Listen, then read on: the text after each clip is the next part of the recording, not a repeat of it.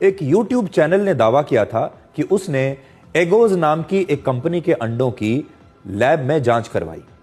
इस जांच में अंडों में 2 ऐसे खतरनाक केमिकल्स पाए गए जिन पर पाबंदी लगी हुई है और ये खतरनाक केमिकल्स हैं। पहला है नाइट्रोफ्यूरेंस और दूसरा है नाइट्रोइमेडाजोल।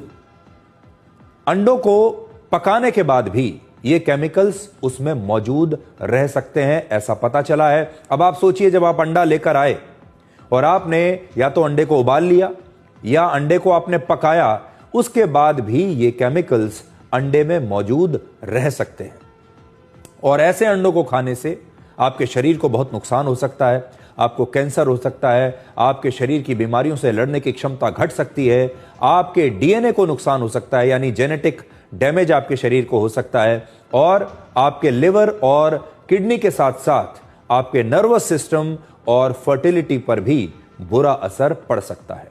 और इसीलिए दुनिया के बहुत सारे जो बड़े बड़े देश हैं, उन्होंने इन केमिकल्स को अपने यहां पूरी तरह से बैन कर दिया है। लेकिन अब बड़ा सवाल यह है कि अगर इन केमिकल्स से कैंसर जैसी बीमारियां हो सकती हैं, तो फिर ये केमिकल्स अंडों में पहुंचे कैसे?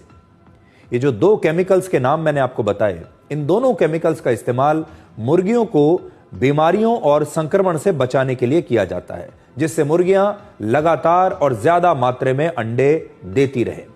इस ऑनलाइन रिपोर्ट के मुताबिक एगोज ब्रांड के अंडों में हानिकारक केमिकल्स की मात्रा प्रति किलोग्राम 0.73 माइक्रोग्राम थी।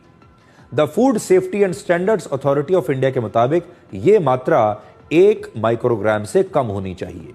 यानी अंडों में केमिकल्स की मात्रा अगर देखा जाए तो तय मानकों के लिमिट के अंदर ही है, लेकिन नियमों के मुताबिक होने का मतलब यह बिल्कुल नहीं है कि अंडों में मिले ये केमिकल्स आपके शरीर को नुकसान नहीं पहुंचाएंगे।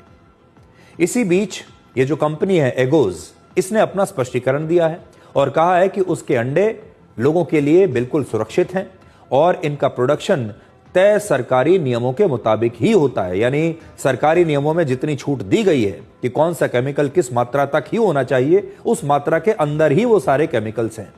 कंपनी ने यह भी दावा किया है कि उसके अंडों में किसी भी एंटीबायोटिक दवाई का इस्तेमाल नहीं होता और फिर भी उसने अपने ग्राहकों को भरोसा देने के लिए एक बाहरी एजेंसी से अपने अंडों की दोबारा से टेस्टिंग शुरू करा दी है।